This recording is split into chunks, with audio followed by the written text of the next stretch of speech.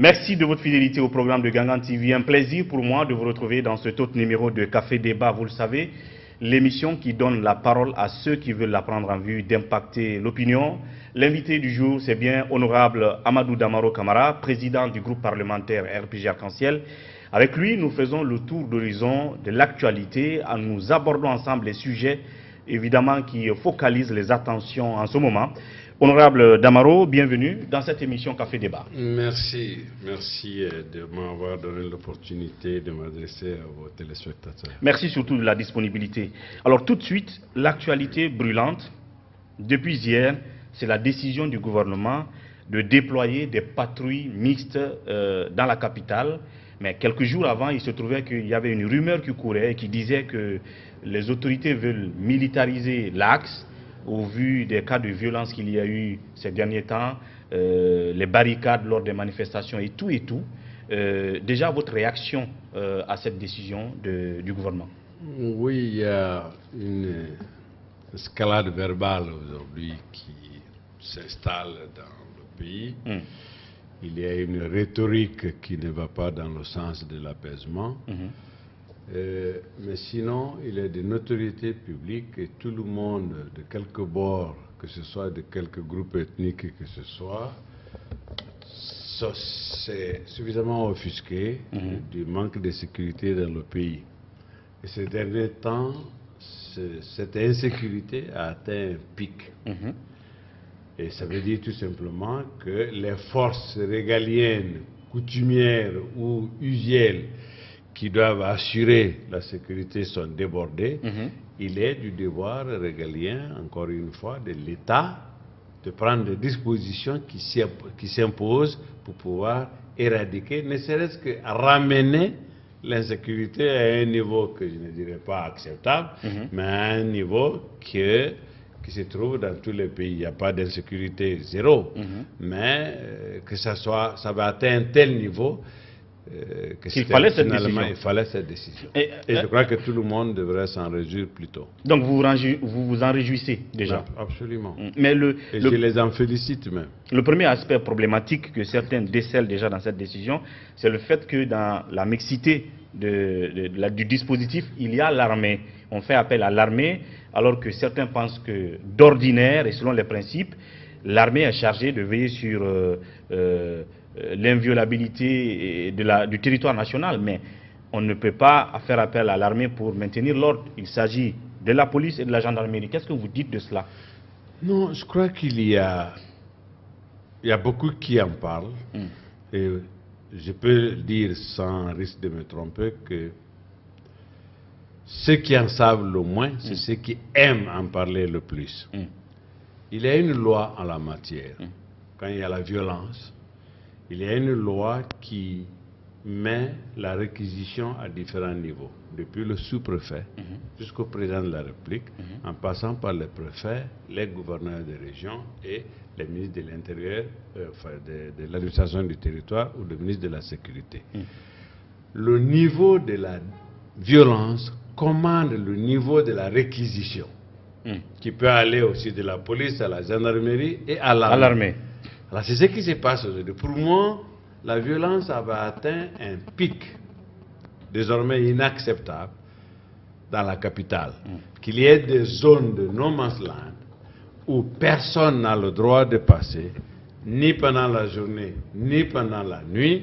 Et encore une fois, qu'on ne m'interprète pas mal, pour lutter contre ces grands bandits, on ne va pas avec des gants en velours, on y va avec des armes. On ne va pas pour caresser des grands bandits. Quand on lutte contre le grand banditisme, on a des armes appropriées pour cette lutte. Oui, mais au point de faire appel à l'armée, quand vous dites le niveau, le degré du banditisme, de la violence, mais est-ce qu'on a atteint, par exemple, le schéma de 2007 où on a dû d'abord instaurer l'état de siège et mettre l'armée dans la rue? Est-ce qu'on a atteint ce seuil-là? On n'a pas déclaré de l'état d'urgence. Évidemment. L'état de siège.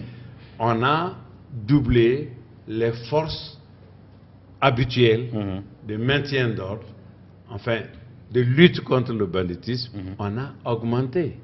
Certainement, quand la violence va redescendre à un niveau acceptable, entre guillemets, l'armée se retournera dans ses casernes. Ceci dit, je crois que ce serait aussi une opportunité pour le gouvernement de procéder à des recrutements dans les forces de gendarmerie et de police et procéder à leur formation pour pouvoir assurer désormais cette quiétude tant réclamée par nos populations. Parce qu'ils sont en sous-effectif. Ils sont en sous-effectif. Il n'est pas dit que l'armée doit pouvoir rester continuellement.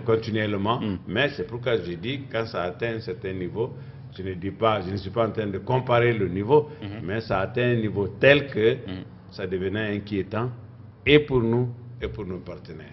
Et à un moment donné, on annonçait que c'était juste l'axe qui était visé pour installer, fixer des PA, mais à écouter le porte-parole du ministre de la Sécurité ce matin, il disait que c'est tout le périmètre de la capitale et environ.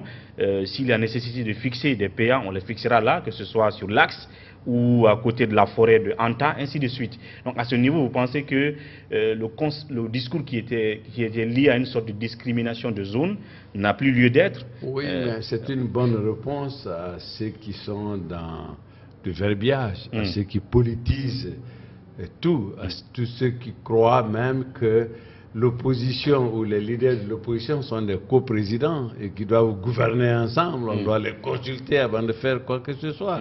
C'est pas ça la démocratie, c'est pas ça la République. Il y a un seul président de la République de Guinée, ça s'appelle Alpha Condé. Tous ceux qui ont été candidats 24 ou 8 sont redevenus des citoyens comme vous et moi. Bien. Il y a un seul auquel le peuple de Guinée a donné le suffrage universel pour nous gouverner pendant les 5 ans. Je reste encore là-dessus, c'est-à-dire que vous êtes sûr que ce n'est pas une question de militarisation de l'axe qui semble être très opposante, mais c'est partout sur le territoire de la capitale. Je ne crois pas, c'est ça le problème.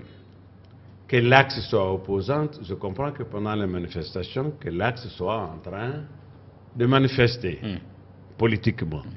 Ça c'est connu. Mais qu'à partir de 18h jusqu'à 4h du matin, ou que même le lendemain de la manifestation, autorisée ou pas autorisée, qu'on continue d'agresser les gens, ce n'est plus du militantisme, ça. Je ne m'adresse pas à des militants d'un parti politique. Je m'adresse à ceux qui agressent au nom peut-être d'un parti, mais malheureusement que ce parti ne s'en est jamais distendu, ne n'a jamais dit, écoutez, ce n'est pas ça ma ligne, ce n'est pas ça ma façon de faire, ce n'est pas en mon nom que ce genre de personnes. Tout le monde appelle l'axe l'axe du mal, l'opposition l'appelle l'axe de la démocratie. Oui. Si c'est ça la démocratie, je ne serai pas dedans. Et vous avez fait aussi l'actualité ces derniers jours, justement en parlant de l'axe, en parlant de déploiement des militaires ou sinon des forces de sécurité. Vous auriez dit, en attendant que vous précisez les choses, vous auriez dit qu'au vu de la situation sur l'axe, il faut y venir, restaurer l'autorité, mais restaurer l'autorité en y venant avec des armes. Vous l'avez dit dans quel contexte, dans quelle nécessité, ou est-ce qu'on a altéré votre discours? Vous savez, ça me fait souvent rire quand j'entends certains communicants de l'opposition parler d'Ahmad Damaro. Ils me décrivent au point que je me demande est-ce qu'ils ne se sont pas trompés de nom. Bien. Et ils jouent même un vieux disque totalement rayé du 4 juillet. Ils ne savent pas que j'ai écrit suffisamment tout ce qu'ils disent. C'est moi-même qui l'ai fait connaître au peuple de Guinée dans une interview de plus de 4 heures. Et le livre va apparaître. Je crois que c'est nouveau. Ce n'est pas du nouveau, ça dure depuis 33 ans. Bien. Que je le sais, que je le dis moi-même et de moi-même. Ceci dit, j'ai dit ceci clairement. Quand il s'agit du maintien d'ordre, nous n'avons besoin que des armes conventionnelles. Et je suis de ceux qui croient, que ce soit militaire ou que ce soit gendarme ou toute force de l'ordre qui tue, ou que ce soit des gens infiltrés qui tuent, nous devrons tout faire pour les dénicher et les extirper de nos rangs et les mettre derrière les barreaux, sans embâche, y compris si ce sont mes propres enfants. Mais au-delà de ces marches politiques, quand des individus s'arment d'armes blanches et d'armes à feu pour spolier des passants de leurs motos, vous en avez vu, de leurs véhicules, qui les brisent parce que tout simplement vous passez sur un territoire de la République de Guinée, ça ne leur plaît pas, on vous brise vos véhicules, on va casser vos magasins. Je dis que contre ces gens-là, on ne peut pas aller à leur rencontre qu'avec des armes. Je maintiens ma position, je maintiens mes dits, contre les grands bandits, on ne peut pas aller avec des gants en velours pour aller les caresser. Mais Damaro n'a pas dit qu'il faut venir avec des armes pour disperser des manifestants politiques. Oui, c'est très facilement dit par Gawal, qui croit déjà qui serait devant la justice, hein, qui dit déjà que c'est planifié par Damantan, Kridi, Suleiman Keita, on cible les gens qu'on doit tuer, les Damaro font le relais, les Bafoués exécutent, etc., etc. Il va s'expliquer de ces roses. La preuve, c'est que nos responsables politiques sont souvent très irresponsables. Des grenades lacrymogènes cognent la vitre du véhicule de Cellou Dalein, vous voulez dire? Dalein. Je le regrette. Mais qu'ils sortent de ce véhicule pour dire c'était pour m'assassiner, et le commanditaire et le chef de l'État, c'est irresponsable. Et tout de suite, un de ces lieutenants qui reprend, oui, au restaurant le dernier aujourd'hui, Sankon a dit, nous allons en finir avec eux aujourd'hui. Voilà, l'assassinat est tout de suite qualifié, l'assassinat est toujours accrédité. Pour moi, j'ai toujours dit que la rhétorique peut être aussi dangereuse que des armes de destruction massive. Bien. Il faut qu'on y fasse attention. attention. Et justement, en parlant de rhétorique, j'ai envie que vous éclaircissiez le sens de votre discours la dernière fois, parce que ce discours a fait beaucoup objet de réactions, d'interprétations, où on a dit, quand on veut prendre un exemple de propos assez durs, on dit non, le député Damora dit de venir avec les armes à Bambeto contre les manifestations, contre les manifestants. Donc là, aujourd'hui, vous dites, c'est pas ce que vous avez dit. Ce que vous dites, c'est que quand ce n'est pas des moments de manifestation, où il y a des gens qui s'attaquent à d'autres citoyens, c'est contre eux là. J'ai même dit la lutte contre le grand banditisme. Vous savez, souvent, il y a des médias qui font du journalisme militantisme. On a pris juste cette portion qu'on a mis sur les réseaux sociaux et tout de suite, comme c'est Damaro l'homme à abattre de l'opposition, on en a fait une publication virale sur tous les réseaux, et comme pour leur dire, pour leur répondre, ça ne m'empêche pas. Donc on a complètement modifié. Mais si même on publiait la totalité de l'interview, on aurait donné la réponse au lieu de prendre cette partie. Je dis et je répète, bien, ceux qui empêchent de circuler, ceux qui s'attaquent. On a sorti quand même une dizaine de motos ici qui ont été enlevées. Imaginez-vous des petites gens, excusez-moi de l'expression, qui économisent 5 000, 10 000 pour avoir 7 millions et s'acheter une moto, pour en faire une moto-taxi, nourrir leur famille, leur enlever ça, c'est leur corps défendant. Il faut pointer une arme sur eux, il faut les blesser, et renoncent à leur moto contre leur vie.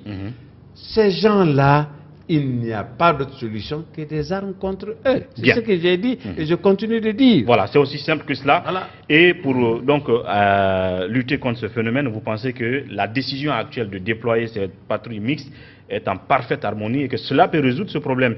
Or, certains disent qu'il faut pourtant sensibiliser, parce que déjà, on demande la collaboration des citoyens pour la réussite de la mission de ces patrouilles qui vont être déployées, qui ont commencé d'ailleurs depuis hier.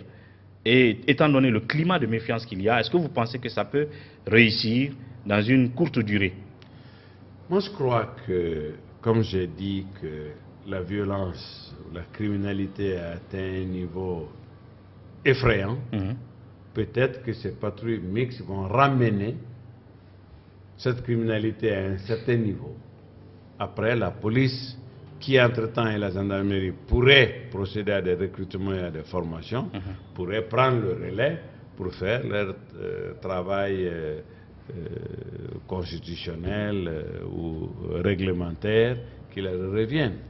Moi, je crois que c'est salutaire et tous ceux qui ont le souci de vivre ensemble doivent saluer les mesures, l'encourager et soutenir. Bien. Et j'invite les populations, les bandits habitent quelque part.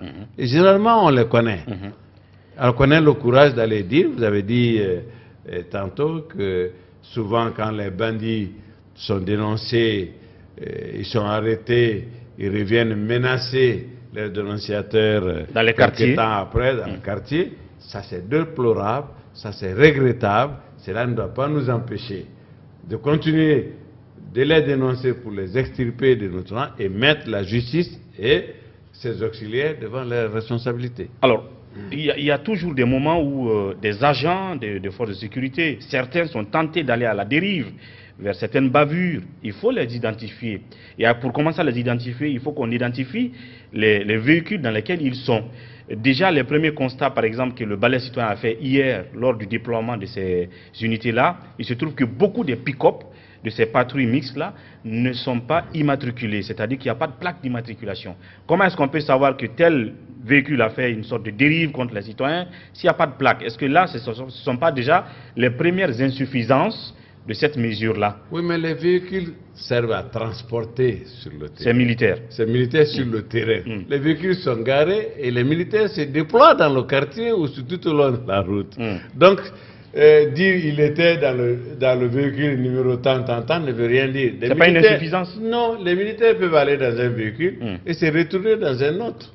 Ça ne veut absolument rien dire du tout, l'immatriculation. Et puis, on ne s'annonce pas quand on vient rendre visite aux bandits pour dire, écoutez, voici mon matricule, je suis Paul Pierre, je suis gendarme, je suis adjudant-chef ou je suis sergent. Non. On peut venir en pirogue si c'est au bord de la mer qu'on doit aller traquer des bandits. Bien. Donc ça n'a aucune importance à moi. Ça, c'est un faux débat. Bien. Sincèrement, c'est un faux débat. Et on doit soutenir nos forces pour que l'on mette fin au banditisme. C'est aussi simple que ça. Et justement, en restant dans ce cadre, avant de parler de politique, notamment d'installation des élus locaux, l'exercice des libertés publiques avec violence dans le pays, l'expression des colères spontanées surtout, accompagnées aussi de violence, prend place. Quand nous sortons des schémas politiques, il y a les cas sociaux, par exemple, il y a Banankoro, où il y a eu récemment soulèvement spontané, là aussi des citoyens, et qui justement se sont pris à la base logistique de Guiter Mining, qui lui coûtera finalement une vingtaine de millions de dollars. Là-dessus aussi, quelle réaction vous avez en termes d'incapacité de l'État d'anticiper ce genre de situation, ou sinon de les maîtriser? Qu'est-ce que je regrette, c'est qu'il y a une culture de la violence qui s'installe dans notre pays. On ne peut plus rien régler comme on le faisait avant avec les sages. On ne croit plus à ce que nos sages nous disent. On doit brûler des pneus, on doit jeter des choses des pierres pour se faire entendre. Je vais vous dire une chose que l'on n'analyse pas suffisamment. À cause de la longue maladie du général Lansana Conté, l'État est mort avant lui-même. Et le président, par sentimentalisme, à mon sens, n'a peut-être pas suffisamment fait pour restaurer l'autorité de l'État. Le président Alpha Condé. Oui. Mais la réalité est qu'il n'y a pas de démocratie sans autorité de l'État. Je crois qu'au lieu de se préoccuper même de la marche de la démocratie en Guinée, à mon sens, d'après mon analyse, nous devrions commencer par l'instauration d'abord de l'autorité de l'État. Donc vous êtes en parfaite harmonie avec le Premier ministre qui dit qu'il préfère l'ordre à la loi? C'est Deufouet qui est reconnu pour sa sagesse. Il a dit « je préfère l'ordre à l'injustice ». C'est Deufouet-Boigny qui l'a dit. S'il ne l'a pas cité, c'est Deufouet-Boigny. Donc il n'invente rien. On ne peut rien faire dans le désordre. même cette démocratie qu'on clame tant, qui est culturelle d'abord, ne peut pas s'instaurer s'il n'y a pas de l'ordre. Donc, de ce côté, vous... Et je crois que ce qui s'est passé est regrettable. Les forces de l'ordre, peut-être qu'il y a 3, 4, 5 policiers à Banankoro, mais c'est quand aussi, même s'ils étaient 100, quand c'est 1000 personnes qui décident d'aller détruire, les 100 policiers ne peuvent rien. Donc c'est d'abord un problème culturel, que les gens de Banankoro sachent que ce matériel, c'était pour leur donner du travail. Ce matériel, c'était pour améliorer leurs conditions de vie. Il est vrai qu'il y a beaucoup de ratés dans nos successives politiques minières, en matière surtout de contenu local. Moi, je suis de Kiroane, Banankoro est dans Kiroane. On y exploite du diamant depuis au moins 70 ans. Au moins 70 ans, on exploite du diamant. Mais ça n'a absolument eu aucun impact sur la contrée. Ni sur Kiroane, ni sur Banankoro. Et les populations sont dans un état aujourd'hui. Ils ne peuvent pas faire de bonne agriculture parce que la terre est retournée. Ils ne peuvent pas faire de l'élevage. Les bovins peuvent tomber dans des crevasses. Et le diamant, l'exploitation, s'il y a 1000 qui y sont, il n'y a que 2 ou 3 qui sont des élus de Dieu pour en profiter. Et finalement, rien d'autre n'est créé pour compenser un peu, ne serait-ce que de manière écologique, des populations riveraines qui n'ont pas autre choix que d'être des ouvriers miniers de ces exploitations, même si ils n'ont pas le choix. Ça, c'est des vrais problèmes qui ne peuvent pas se régler dans le désordre, qui ne peuvent pas se régler par de la réglementation, qui ne peut pas se régler par un décret. Ça doit être, c'est sociologique, c'est économico-sociologique et qui doit être étudié très sincèrement pour y apporter des solutions idoines. Jusque-là, on a apporté des solutions de colmatage. Mais alors qu'il doit y avoir une politique pérenne en la matière. Et donc, de la même façon, que ce soit à Banankoro, que ce soit ici, sur l'axe où il y a une certaine tension, violence, à Kapuru, partout où il y a cette culture, est-ce que l'approche sensibilisation n'est pas aussi à développer? Il y a autre chose même à faire dans le cas particulier de l'axe. Et j'en parlais hier avec les ambassadeurs. Je crois qu'il doit y avoir même un projet pour l'axe. D'accord, un projet de développement pour l'axe, qui doit d'abord procéder à un lotissement pour éclairer le quartier, créer des écoles. Il n'y en a pas. Il n'y a pas de collège, il n'y a pas de lycée, il n'y a même pas d'école primaire, je ne crois pas. À moins que ce soit dans des chambres privées. Mais des écoles publiques, il n'y en a pas. Donc, malheureusement, c'était avant Alpha Condé. Alpha Condé est là quand même depuis 8 ans aussi. Oui, mais je sais que il est resté 11 ans. Non, il n'était pas président de la République. Oui, mais attendez. S'il assume, il croit que c'est lui qui a fait les ponts. Ça veut dire s'il prend crédit pour ce qui est bon dans le régime Conté, il doit prendre aussi le passif de ce régime. On ne peut pas juste dire, moi je n'ai fait que les ponts, le reste je m'en moquais. Mais on devrait pouvoir trouver aujourd'hui, parce que c'est encore plus cher aujourd'hui que de dire, je casse vos maisons pour faire des routes. Je casse vos maisons pour faire de l'espace vert, des ouvertures, etc., etc. Mais je crois qu'il y a un problème sérieux pour la jeunesse à Bambeto qui n'a rien à voir. Ils sont manipulés, on en fait des instruments, on les instrumentalise. Je le disais tout à l'heure, très peu ont lu un projet de société de quelque parti que ce soit, ils n'en ont qu'une. Ils ne savent même pas c'est quoi. C'est quand on leur dit de sortir, ils sortent. On leur dit de rentrer, ils ne rentrent pas. Parce que généralement, il y a beaucoup même qui n'ont pas où rentrer. Et qui n'ont pas d'occupation dans la journée. C'est ça. Et l'éducation en Guinée, j'ai dit ici, je fais souvent... Mais comment vous expliquez le fait que justement votre mouvance a manqué, ou sinon le gouvernement ou la gouvernance Alpha Condé a manqué de penser et de mûrir ce projet? Mais il y avait... Mais le pays était dans un puits. C'est-à-dire que le problème, c'est quoi? On nous compare souvent au Sénégal et à la Côte d'Ivoire. Quand on fait un troisième pont, c'est qu'il y a 2 ponts. Bien. Alors, mais s'il n'y a aucun pont, tu sais à faire un premier pont. Bien. Mais ce qui s'est passé ici, moi je suis venu ici en 2009, après 10 ans. De Kankan à Kerouané, c'est 145 km. Nous avons mis 9h15 minutes pour y arriver. C'était l'état des routes. Ouais. On croit que ça a commencé avec Alpha Condé. Non.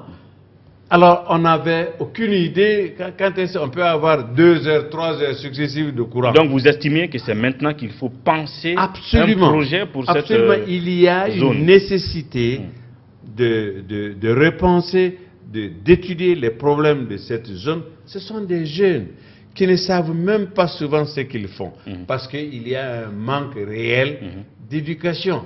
C'était ça, par exemple, le rôle d'un chef de file de l'opposition. C'était d'étudier, les problèmes. De faire son cabinet devrait être fait de techniciens. Il avait l'argent pour ça. C'était de faire des études, demander à rencontrer le président pour lui donner des mémos. Il les appelle, mes militants. Ils suivent ses consignes, mais il n'a rien suggéré à l'État pour pouvoir les aider à sortir de cette frustration qui les anime. Bien. Ni avant, il était quand même, il a été longtemps ministre des TP et de l'urbanisme. Il aurait dû quand même faire les choses. C'était pas le président qui devrait lui dire ce qu'il fallait faire. Il fallait faire des routes. S'il en a fait à Mandiana ou à Kouroussa Al-Bakro, mais il devrait aussi en faire sur l'axe. Voilà, faire sur l'axe pour ne pas qu'ils se sentent abandonnés. C'est ça la réalité. Bien. Et ce grand projet, on ne sait jamais si peut-être le gouvernement Kassory va y réfléchir. Ce qui est sûr, c'est que à l'occasion du Maouloud d'hier, d'ailleurs, le Premier ministre était, selon ce qu'on a appris, à la mosquée de Bambeto. Voilà donc ce qu'on peut retenir en ce qui concerne la position de notre invité du jour, Honorable Damaro, sur la décision du gouvernement de déployer des patrouilles mixtes pour lutter contre le grand banditisme, mais pour répondre aussi à l'appel des citoyens qui demandent à ce qu'on les sécurise, eux et leurs biens.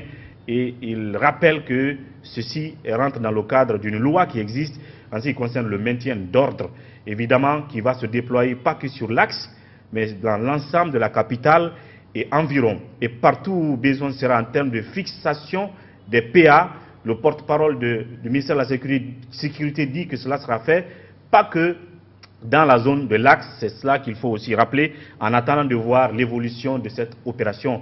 Dans la deuxième partie de cette émission avec Honorable Damaro, on va parler d'installation des élus locaux, comment le RPG s'en sort, bien entendu. Si le temps nous permet, il nous donnera un mot sur le travail qu'ils sont en train de faire actuellement sur la loi des finances initiales 2019. Juste après la pause, on se retrouve.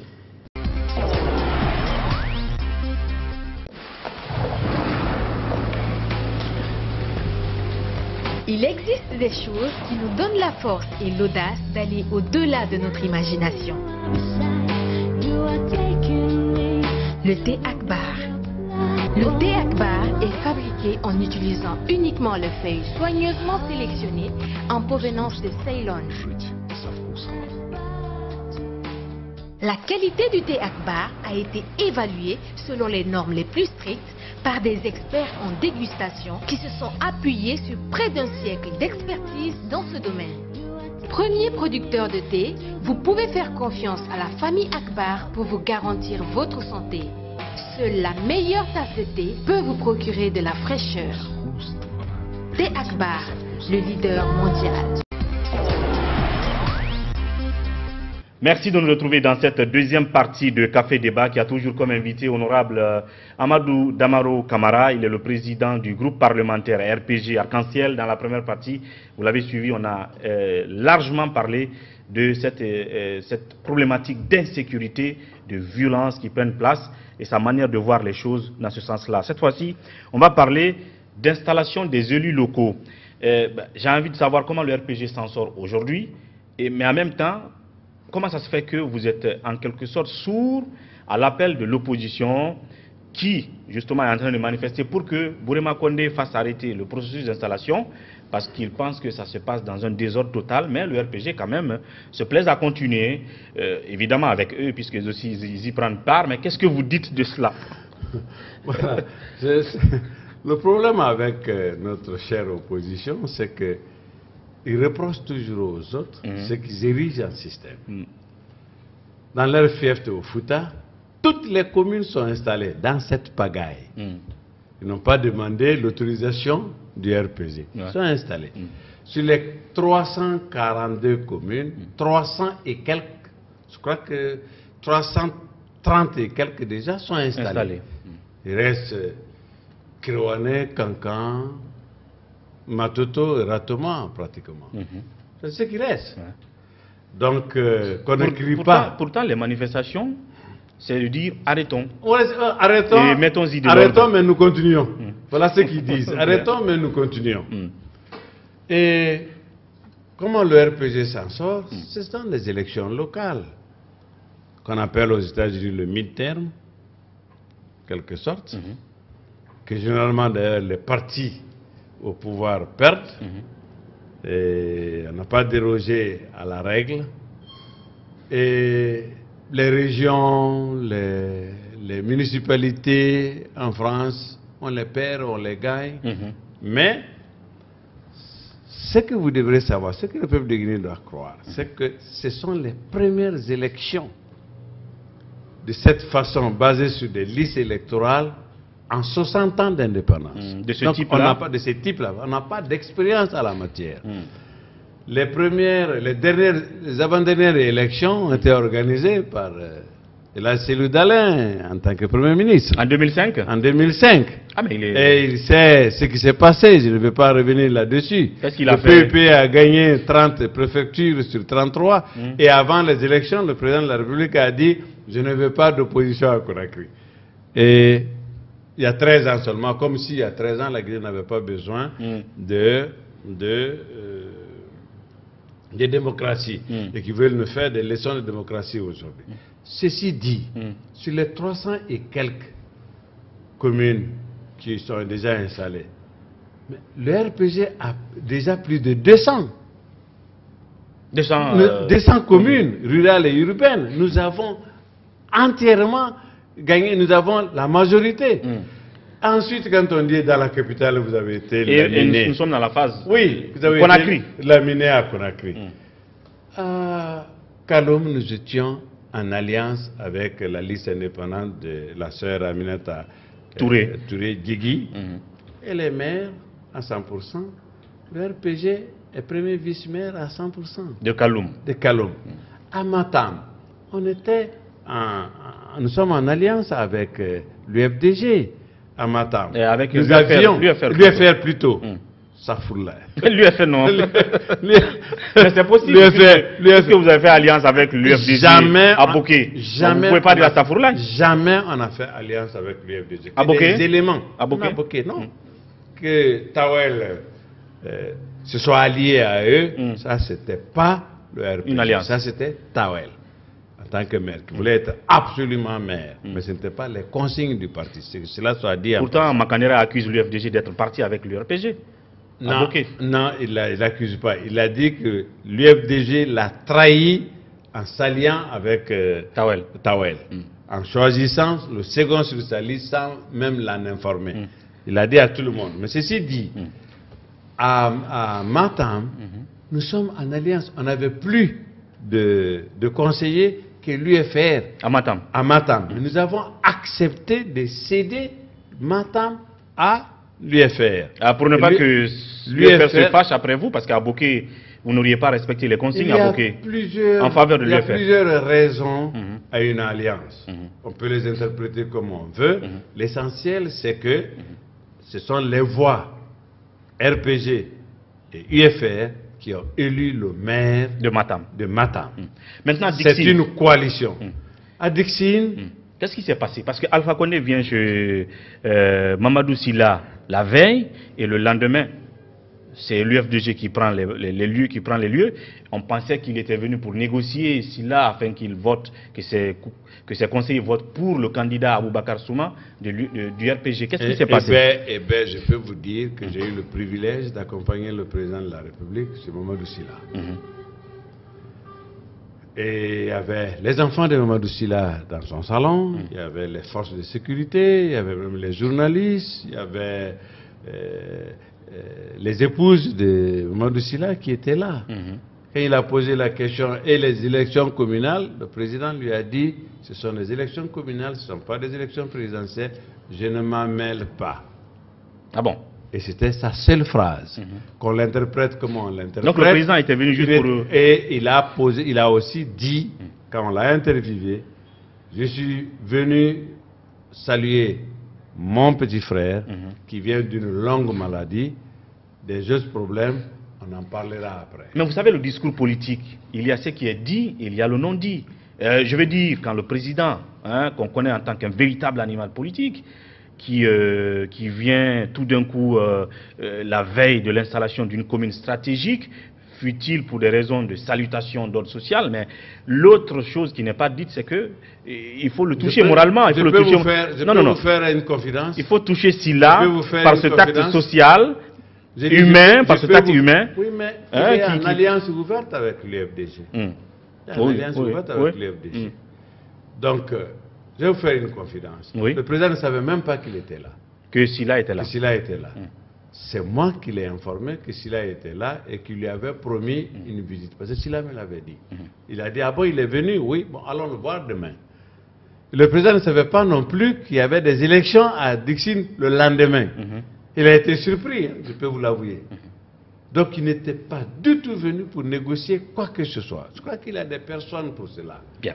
Alors, donc qu'on interprète, il était venu, il a fait ceci, ça. Je vais vous dire une chose. Si le président Alpha Condé s'était mis à avoir Dixine, il l'aurait eu. Ah bon? Oui.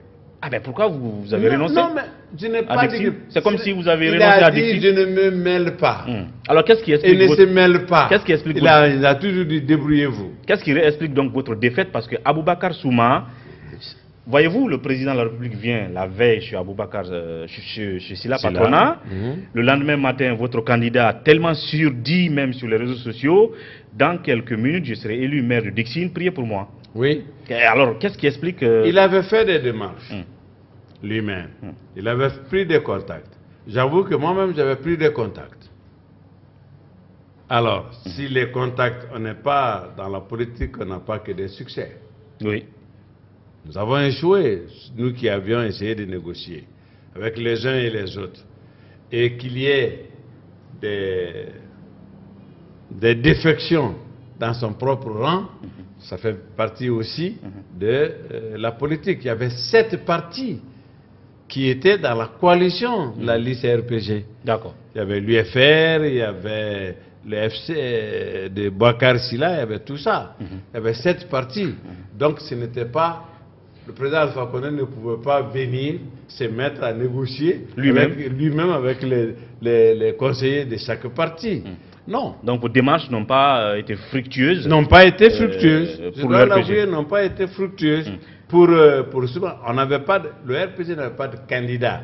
Il y avait Boubacar Souma qui est leader de notre parti agréé, qui était notre liste, tête de liste à Dixine. Il n'a pas passé. On le regrette, mais nous n'avons pas, outre mesure, le président de la République n'a pas démarché. Bien. Voilà. Donc il était venu chez Sylla. Quand je connais l'origine d'une chose, je le dis. Bien. Il ne savait même pas que Sylla était revenu de Paris. Voilà, c'est aussi clair que cela. Et il y a quand même 2 communes stratégiques qui restent, dont Matoto, où on vous sent chanceux. Ou... En tout cas, il se trouve qu'on a reporté.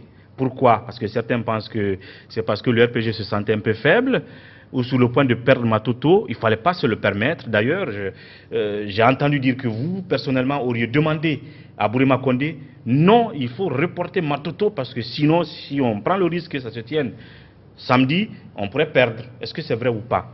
Bourema Condé n'est même pas là. Ah. Mais il y a le téléphone aussi. Oui, mais je ne l'ai pas appelé. D'accord. Je ne suis pas celui qui décide de cela. Et à la limite, on peut dire, est-ce que vous êtes prêt, on peut aller. Quand on me pose la question, je peux dire oui ou non. Je ne suis pas le seul au bureau politique qui s'occupe de ça. Et je dois avouer que je ne suis pas celui qui particulièrement gérait le cas Matoto. Le cas Matoto. Donc, qu'est-ce qui explique les reports? On donne tellement de pouvoir à Damaro que je me demande souvent, est-ce que c'est de moi qui s'agit? Non, mais c'est vrai, vous êtes un homme fort de la mouvance honorable. Je bénéficie, je dois l'avouer, je bénéficie de beaucoup de considérations de la part du chef de l'État, mais je ne suis pas... Il y a un seul capitaine au bord, dans le RPG ou dans le gouvernement, c'est le président Alpha Condé. Mais il y a aussi des hommes du premier cercle. Et là, oui, vous faites partie. Qu'on ait le privilège de le voir, de pouvoir l'appeler, de pouvoir lui parler, j'avoue que c'est un privilège que j'ai. Mais quant aux décisions, c'est le président de la République. Alors Matoto, vous êtes sûr à 100% que... 100% pour une élection, avant, on ne l'a jamais. Mais nous avons énormément d'espoir que le jour de l'élection, ce sera un maire RPG à la tête de la plus grande commune de la Guinée, nous espérons. Alors, est-ce que vous ne pensez pas qu'au vu du retard qu'on a accusé maintenant, en ce qui concerne le processus, est-ce que vous pensez qu'on n'est pas face à un risque de glissement, que ce soit pour les législatives en 2019 là, que ce soit pour la présidentielle de 2020? Parce que vous avez maintenu la CENI dans un tel silence qui ne s'exprime plus. Ils ont fini de faire le toilettage, les experts du fichier. On ne le présente pas, on ne dit pas qu'est-ce qu'il faut. Pendant ce temps, la CENI vous attend, vous, les politiques, pour que vous finissiez tout ce qui se passe maintenant. On s'attendait à ce que les élus locaux soient installés le même jour, parallèlement, mais ça s'est étendu sur tout ce temps. Est-ce qu'il y a un risque de glissement? Oui, il y a un risque de glissement, techniquement même, il y a un risque de glissement, parce qu'après l'audit du fichier, il y a des recommandations que les experts qui ont été heureusement acceptés de tous et appréciés de tous, nous ont fait des recommandations. La logique voudrait qu'ils nous accompagnent pour la mise en œuvre de ces recommandations. Ce serait la meilleure façon de certifier le fichier si ceux qui l'ont audité bénéficient de la confiance de tous les acteurs politiques et qui nous disent oui, les recommandations que nous avons faites ont été introduites, donc désormais le fichier est fiable, on peut aller à des élections. Je ne sais pas combien de temps ça doit prendre l'application de ces recommandations, mais je ne suis pas sûr que d'ici le mois de janvier 2019 que ça puisse se faire. Mais ça ne devrait pas glisser pour longtemps. Pas au-delà du premier trimestre 2019? Je ne crois pas, normalement. Je ne suis pas technicien à la matière et nous n'avons pas encore discuté du rapport pour dire voici le temps que ça pourrait prendre la mise en œuvre des recommandations de nos experts. Voilà. Sauf qu'il se trouve que la CENI n'attend justement que ce processus d'installation des élus pour se pencher sur les élections législatives. Le moment viendra pour parler de cela aussi. Ils n'ont aucune raison de se presser tant, ils sont payés, tant bien que mal. Ensuite, leur mandat c'est en juillet 2019. Est-ce qu'il faut avoir une CENI toute nouvelle juste à la veille d'une élection? Ce ne serait pas risqué. Donc les acteurs politiques doivent pouvoir se voir dans le cadre du comité de suivi qui pourrait être convoqué quand le ministre sentira que c'est nécessaire, le président du comité de suivi, puisse voir quelles sont les mesures idoines qu'il faut prendre pour aller vers ces élections. Mais ce que je puis dire, c'est que nous, de la mouvance, nous sommes pressés que les élections aient lieu. Voilà. Et on va terminer en 1 minute 30 sur l'Assemblée. Vous êtes député, président du groupe parlementaire RPG Arc-en-Ciel à l'Assemblée. Il se trouve que ces jours passés, il y a eu la présentation du budget, donc pour 2019, la loi des finances initiales. On parle de nouveautés, de changements. En quelques mots, quelles sont les nouveautés selon vous dans cette loi des finances initiale? Nous sommes pleins toujours de la nomenclature budgétaire. Ce qui doit être mis au crédit du Premier ministre et de ses ministres des Finances et du Budget, c'est que la nomenclature budgétaire a été plus assainie, plus simplifiée.